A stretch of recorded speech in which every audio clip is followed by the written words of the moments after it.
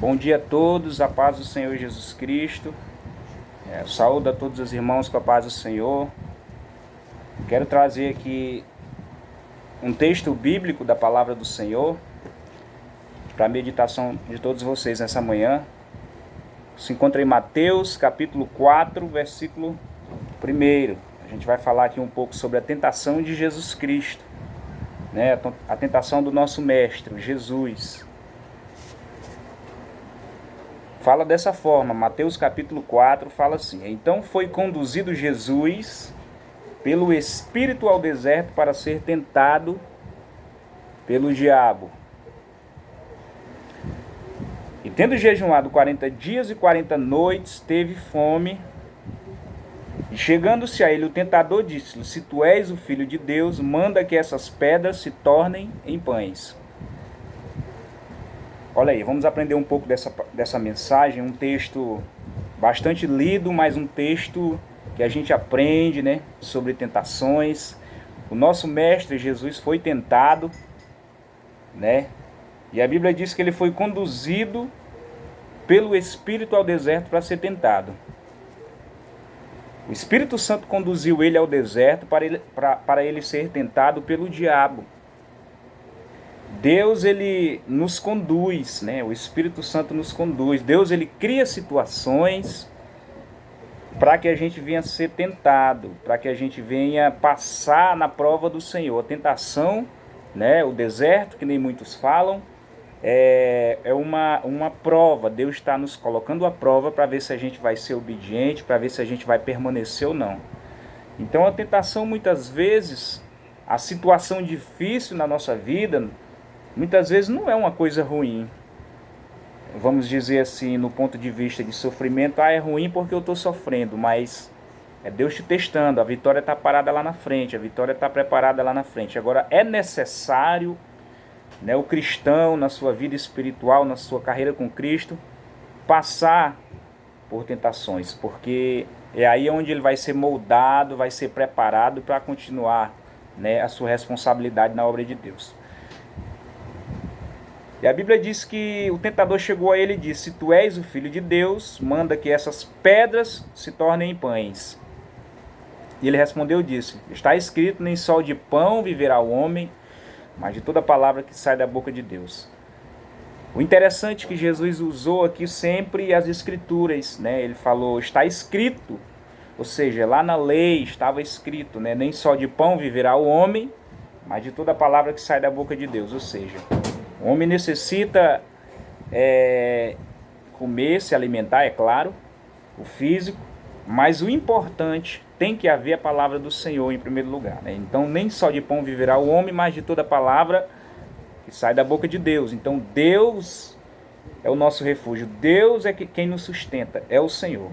Então o diabo o transportou à cidade santa e colocou-o sobre o pináculo do templo e disse-lhe: Se tu és o Filho de Deus, lança-te daqui abaixo, porque está escrito que aos seus anjos dará ordens ao teu respeito, tomar-te-ão nas mãos para que nunca tropeces com teu pé em alguma pedra. Olha aí.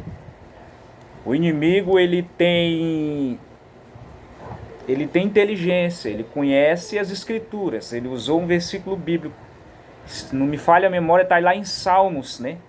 Que fala que está escrito que os seus anjos dará ordem a respeito dos servos e tomar-te-ão nas mãos para que não tropeces. Olha aí, ele usou um texto bíblico para tentar Jesus, porque como Jesus estava usando o texto bíblico para sair da situação, para confrontar ele também, né, como ele é astuto, ele estava usando texto bíblico para tentar fazer com que Jesus caísse nas suas tentações. Então ele é bem astuto. Disse Jesus, também está escrito, olha aí, mais um texto bíblico Jesus usou: Não tentarás o Senhor teu Deus. Ou seja, Deus, ele não pode ser tentado. Deus, ele é supremo, ele é poderoso, né? E nós não temos que tentar Deus. Nós não temos que tentar Deus, tentar alguma coisa contra o nosso Deus. Ele é o Deus superior, é o Deus de Israel. É um Deus que tem que ser adorado, não tentado. Então nós temos que prestar reverência a ele. Novamente o transportou o diabo a um monte muito alto e mostrou-lhe todos os reinos do mundo e a glória deles. Olha aí, ele foi, ainda falou assim, disse: tudo isto te darei se prostrado me adorares. Aí o diabo ele já foi no financeiro, ele já foi nos bens materiais, né? A Bíblia diz que ele mostrou todos os reinos do mundo. Foi como se fosse uma visão. Ele colocou Jesus num monte e deu uma visão ali. Olha aí o poder que ele tem. Mostrou uma visão de todos os reinos do mundo e a sua glória, ou seja, e o seu capital, a sua glória. E diz: tudo isto te darei se prostrado me adorares. Olha a ousadia dele. Jesus é criador de todas as coisas. A Bíblia diz que Jesus estava presente na criação, então ele criou todas as coisas.